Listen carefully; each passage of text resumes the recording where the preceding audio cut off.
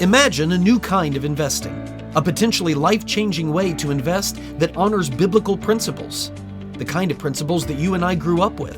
Since 1994, Timothy Plan has made biblically responsible investing possible, offering mutual funds and ETFs that are filtered for biblical principles. Don't compromise your values. Invest with Timothy Plan. Ask your financial advisor or call Timothy Plan at 1-800-TIM-PLAN. Again, that's 1-800-846-7526 and discover what it means to be a biblically responsible investor.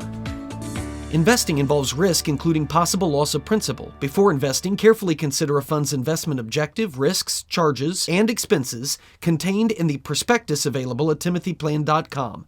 Read carefully before investing. Mutual funds distributed by Timothy Partners Ltd. and ETFs distributed by Foreside Fund Services LLC. As a paid testimonial, there is no guarantee of future performance and each experience will differ.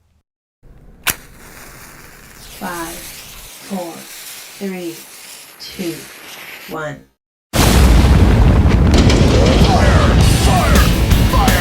Fire! Pursuing truth. Torching idols, rebelling against the world. This is the HECKPHIRE Podcast. Hey there, welcome to another HECKPHIRE Podcast. I'm glad that you made time for us. Hope that you are all paid subscribers. Hope that today was the day that you decided to jump on board and be a paid subscriber with us. This week, for our paid subscribers, in our after-hours session of the HECKPHIRE Podcast, a minister at a church, I believe this was in Canada, decided that he thought it was time that the Christian church retire the word Savior in describing Jesus. I'm not in any way, shape, or form making that up. I'll dig into that, explain why he was saying that, and why it may be the most asinine thing I've ever heard in my entire life. And, also, another individual who has same-sex attraction, who himself has decided to follow Jesus instead of embrace that attraction, and his identity is rooted in Christ and not in his sexual preferences and attractions and all that. Christopher Yen is his name. He is wanting to retire the phrase or the terminology gay Christian. And he has a pretty compelling argument for it. I've got some thoughts of my own that I want to share and get your thoughts. All of that for our paid subscribers and our paid subscriber community in our after-hours session this week, and of course our Friday 5 as well. Some really good questions. One really deep one involving Christians and illegal immigrants. That comes up in our after-hour session. So again, I would love to have all of you who are Christians and who want to reinterpret all things through a biblical lens, and no matter what the political parties are saying, we want to be identified by our loyalty and allegiance to Jesus. How should we feel about this stuff? We do our best to look through the Word and look through the lens of faith and address all of those things. That's what our small paid subscriber community is all about. Of course, it's what we also try to do to a certain extent here on HECKPHIRE. So I'm glad that you're all here, and if you want to stay a free subscriber, we're thrilled to have you. The Super Bowl is now over, and it struck me as I was watching yet another Super Bowl without my beloved team being even within range of sniffing the Super Bowl, the Indianapolis Colts. I just got a text from someone, and those of you who are not football fans, this will mean nothing to you. But 4 of the key players of the Philadelphia Eagles, who are the Super Bowl champions, Devontae Smith, A.J. Brown, Jalen Carter, and Cooper DeJean, who had the pick 6 that really just kind of put the game already out of reach for the Chiefs in the first half. Those 4 players were all attained and acquired using draft picks that came from a trade that the Philadelphia Eagles made with who? The Indianapolis Colts. The Indianapolis Colts got Carson Wentz, who played for a year, failed to get us to the playoffs, losing in spectacular fashion the last week of the season. We just needed a win against the worst team in the league, and we lost. Carson Wentz was released. He's no longer a Colt, and the Eagles make out with 4 players that just won them a Super Bowl. So that is about right. So I don't really want to think about football for a while. My beloved Notre Dame Fighting Irish go down in the national championship game. My Colts went down in the regular season. So bring on the boys of summer. I don't get into baseball, so it can't break my heart. Great to have you here on the HECKPHIRE edition, but hopefully you checked out the Super Bowl with your family, at least the first half until it was pretty much over. Super Bowl commercials. I wrote a piece over at Not the Bee this week. If you saw the He Gets Us ad this year, which once again was virtually the same ad as they ran last year, just with a different song. But there was, just like last year, there was an organization that... I can't remember their name off the top of my head. Oh, I should do this because I want to give them a plug. But they took the ad that He Gets Us, those people did, and actually made a truly Christian ad, and how awesome it would have been if that's the one that would have run. They did it last year. It was one of the most powerful things that I've ever seen. I actually showed it in a message that I gave at my church, the one that should have been played. And then they did it again this year, just incredibly powerful, about Christian martyrs and what greatness is. So if you watch that He Gets Us ad and sit here kind of saying, so what was that all about? You really need to, if you can get over to Not the Bee, you can just search my name or go to my website and click on my articles, and you'll see the article that was about this ad, and you should watch it. You really should. I play it here on the podcast, but since the majority of you listen to the podcast and you don't watch it on YouTube, and it's all about seeing it, that's what matters. It's the images. I mean, the song is just the Johnny Cash Personal Jesus song. But anyway, it really wouldn't fly. So I can't really do that on the podcast. But nonetheless, I want to talk for a minute about a school, a university, college, I guess, that I'm not at all surprised to see that this happened, and yet at the same time I am. I'm to the point now, and I think I've mentioned this before, that when Christian kids come to me as high school students, and they're like, I'm considering different universities. Do you think it's bad if I go to a state university? It's funny because when I first started, I always said to them, if you can afford it, if you can find a way to go, for the purposes of the small class size, yes, for the purposes of one-on-one education instead of sitting in a giant lecture hall with a TA teaching the class, if you can afford a private Christian education, besides all of that other stuff that makes it good, the devotions in the class, the required chapel that I had at Indiana Wesleyan University when I went, is shaping professors that prayed with you and prayed for you. It was invaluable to me, an invaluable spiritual experience for me, really growing my faith. I thought there was immense value in that. The courses that I took, one of them that I remember, which was Western Intellectual and Social History. It was all about Christians, you know what you do believe and why. Here's what you don't believe and why you don't believe it.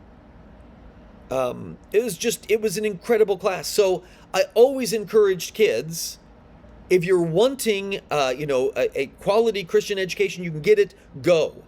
Now, polar opposite. Polar opposite because I don't trust it.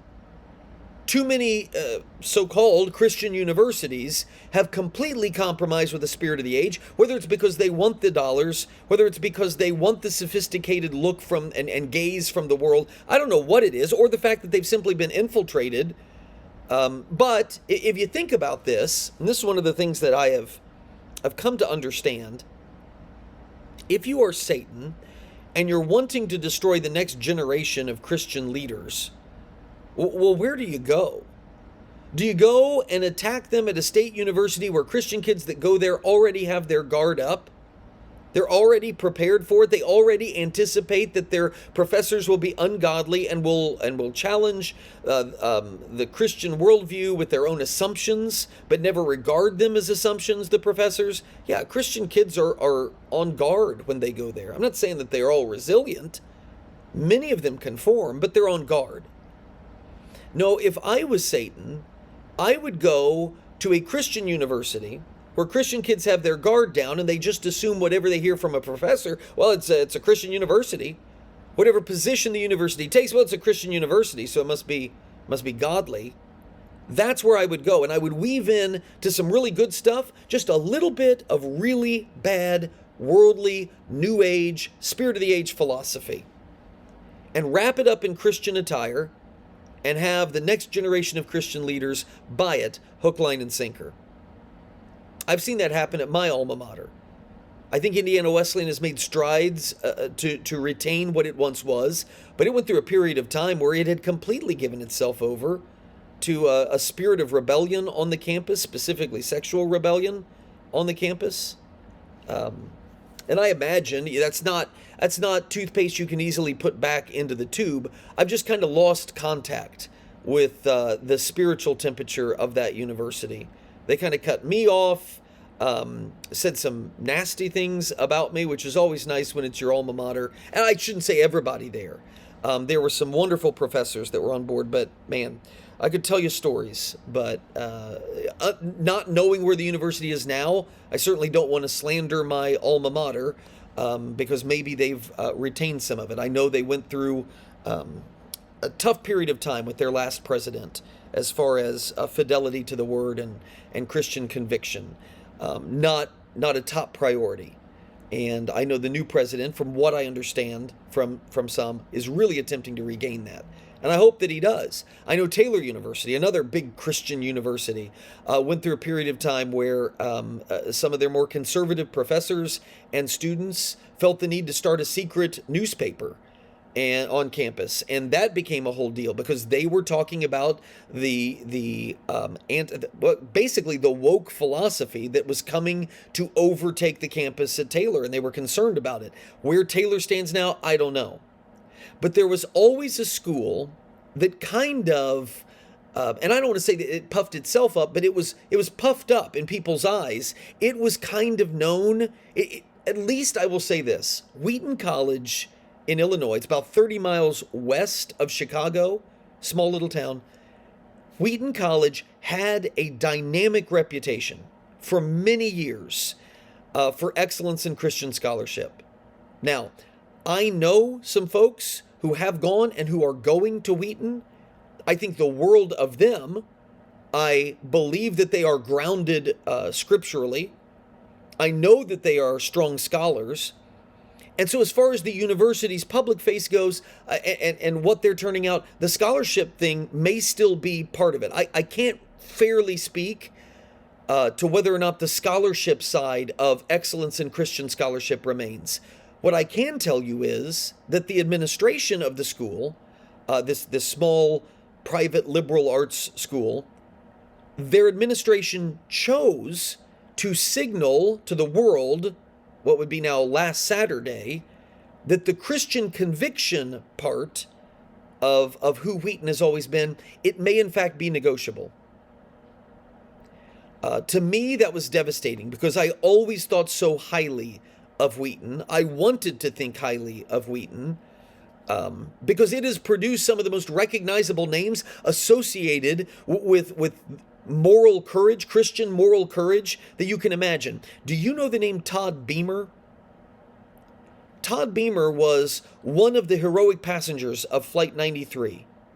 The one on 9/11 that was hijacked last and that the passengers revolted. It was Todd Beamer who was one of the leaders of that revolt. Todd Beamer, who was on the phone with the Verizon operator, the supervisor, Lisa Jefferson, who recited the Lord's Prayer with her, gave a private message for her to convey to his family. She says, just leave the phone on. Set the phone down, but leave it on. He sets the phone down, and she hears in the background, God help me, Jesus help me, you guys ready, let's roll. George W. Bush quoted Todd Beamer in his State of the Union address, or was it the State of the, it might have been the address right after 9/11. That guy, Todd Beamer, was a Wheaton College alum. In fact, just 3 years after he gave the last full measure of his devotion for the values that he learned and embraced there at Wheaton, The school, Wheaton College, named their student commons after him and their dining hall. It's the Todd Beamer Center. That is Wheaton College. And Beamer's not alone. You know the name Jim Elliot? I bet you do. If you're at all familiar with Christian history and American Christian history, Jim Elliot was the martyred missionary who died. He had a gun with him, he and his fellow missionaries. They were trying to evangelize that reclusive tribe in Ecuador that had never been reached by the outside world. They're carrying the name of Christ. The story of Elliot, Jim Elliot and the others, it inspired the movie End of the Spear. It is a testament to Christian conviction. They allowed themselves to be gored to death by the warriors of that tribe rather than shoot them. They fired warning shots in the air, but the warriors came and gored them. They would not shoot them because they believed spreading the gospel was more important than their own lives. That's Jim Elliot. Jim Elliot is a Wheaton College alum. And so for decades, I have viewed Wheaton College through that lens. Billy Graham, John Piper, theologians, evangelists, they are Wheaton College alums.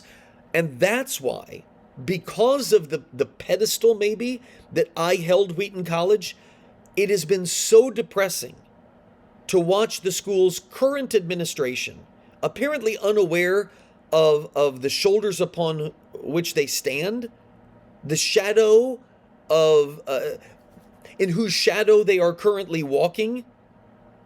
The current administration thought better of their established reputation and chose to publicly refashion it for the entire world.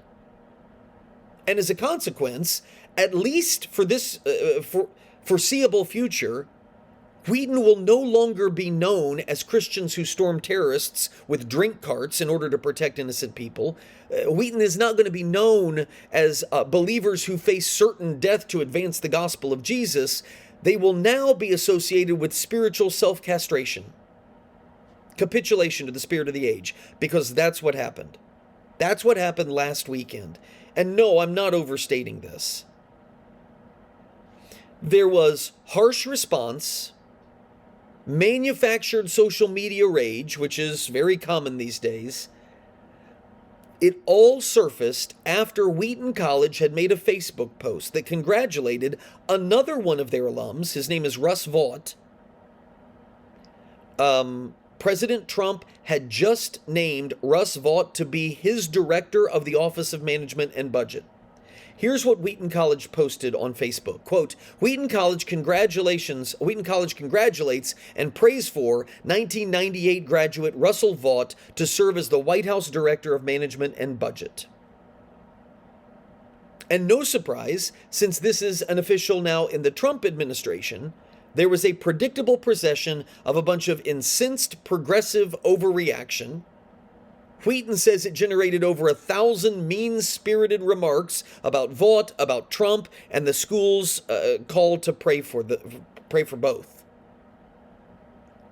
And apparently, from what I have read, a significant number of the disapproving commenters were some of Wheaton's own disgruntled progressive alumni, whose rage tweeting, I want to note this, when they flipped out and started attacking Vaught and Trump and Wheaton, those progressive Wheaton alums who had lost all control of their bodily functions, they exhibited none of the biblical or Christian values that Wheaton claims to embrace and to embody and to promote.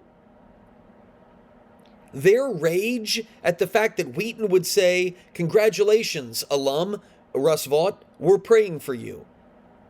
These supposed Christians, progressive Christian alums, were so mad that their college would congratulate Russ Vaught and say, we're praying for you.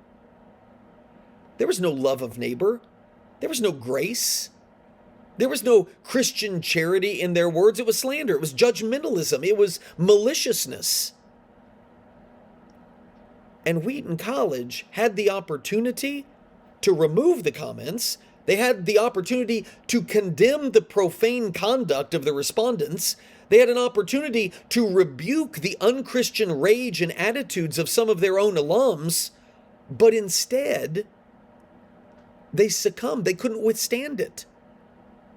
The school of Jim Elliot, who took a spear for Christ and his kingdom. Todd Beamer, who stormed a cockpit full of terrorists to protect people. That Wheaton College couldn't handle negative comments on Facebook. So they actually deleted their own call to prayer for Vaught, and this is what they offered in its place. On Friday, Wheaton College posted a congratulations and a call to prayer for an alumnus who received confirmation to a White House post. The recognition and prayer is something we would typically do for any graduate who reached that level of government. However, the political situation surrounding the appointment led to a significant concern expressed online. What political situation? The fact that it was Donald Trump that appointed him. That's it.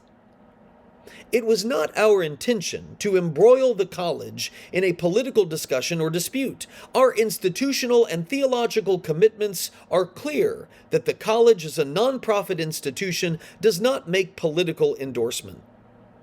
Wheaton College's focus is on Christ and his kingdom. Sorry, Wheaton, all evidence to the contrary.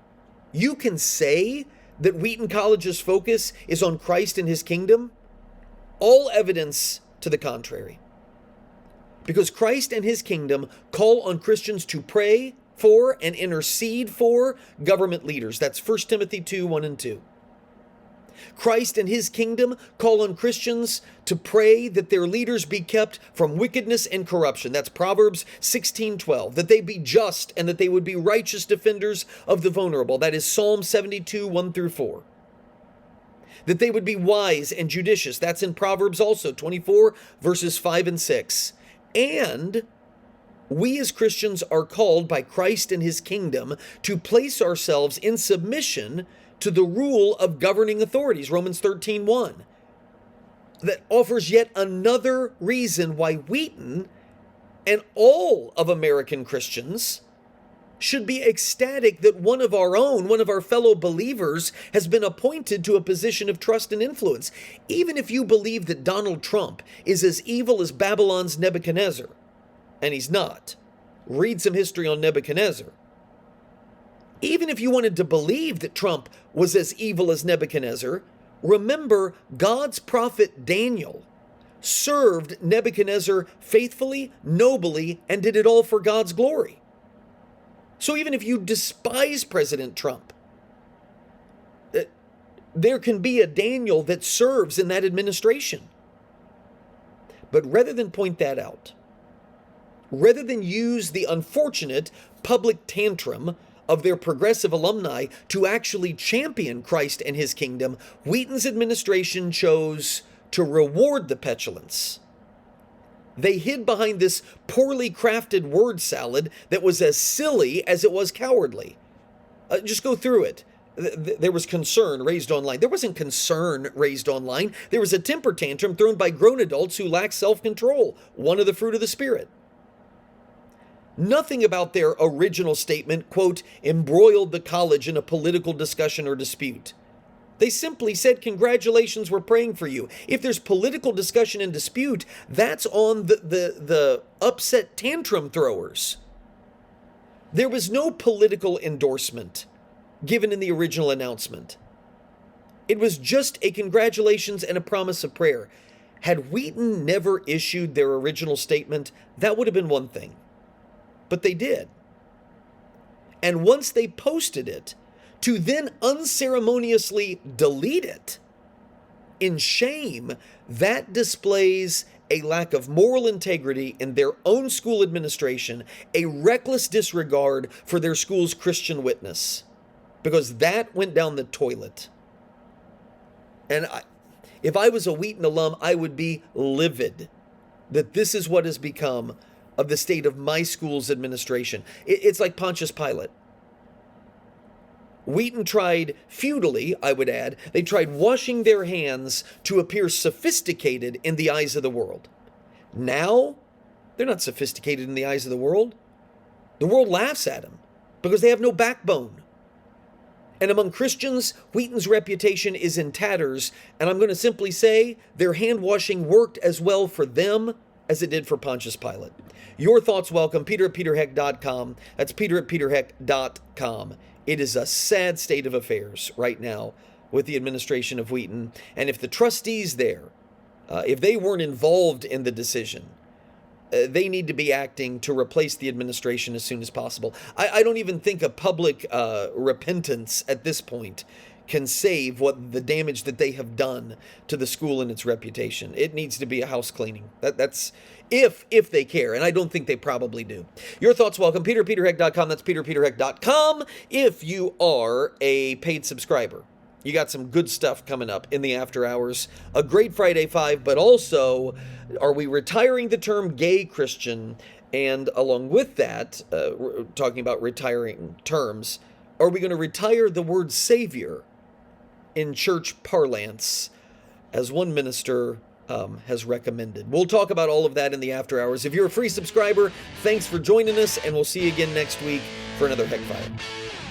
The HECKPHIRE only burns because of loyal friends and supporters of this ministry. All of these are people and groups that I know personally and trust implicitly. I can't say enough good things about my friend Jonathan at Hartman Family Farms, about my bank, First Farmers Bank and Trust, my lawn care team at True Land Equipment, my insurance company at Norris Insurance, the place where I buy and lease all of my vehicles, McGonigal GM Buick, and main attraction hair, nobody else touches this head, Stevens Machine, my mechanic at Terrell's Auto Service, my longtime realtor, the Wyman Group, and certainly so much can be said for those fighting for family values in the public square, like the Indiana Family Institute and Indiana Right to Life. Please support them all and thank them.